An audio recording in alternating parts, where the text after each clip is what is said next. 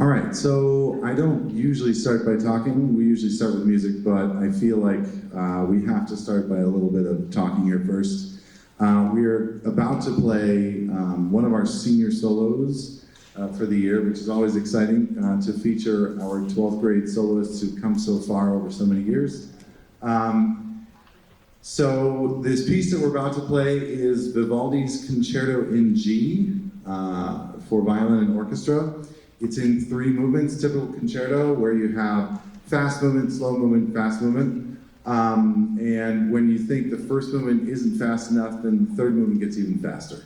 So it's a lot of fun, great feature for violin, and it's probably a lesser known piece that should get played a lot more. Everybody thinks about Vivaldi, Four Seasons, and other things, but this is a great violin concerto here as well. So now, we're going to talk a little bit about our soloist, Marquis Payton. I've known and worked with Marquis since he was in 6th grade. That was when I was still teaching as orchestra director at Monticello, and he was a 6th grader at Heights Middle School. Do you remember that? Heights Middle School, Wiley campus, all that stuff? Yeah, everybody's snickering, yeah. Okay. So, yeah, I got to know Marquis for the first time there, and what struck me about him was how curious he always was. He always wanted to know even more about how to play the violin, how things work on the violin, and like how he could get better at stuff. It was clear that he had a tremendous love of music at that point.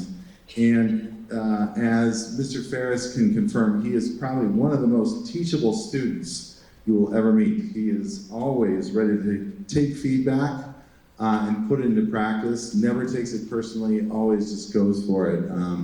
And it's amazing how quickly, like I taught students privately. If you teach students privately, you know how hard it is sometimes to get them to do the thing that you've been telling them for years. And he just does it right away. So that's what's just amazing about working with Marquis. I always wanted to get him into private lessons when he was in middle school, and was grateful when he and Mr. Ferris started working together and he could get some private lessons. And it was just clear when he came to audition that he earned a solo opportunity with the orchestra. And so with that span of growth over those years that I've seen, it's such a pleasure right now to welcome to the stage Marquis Payton.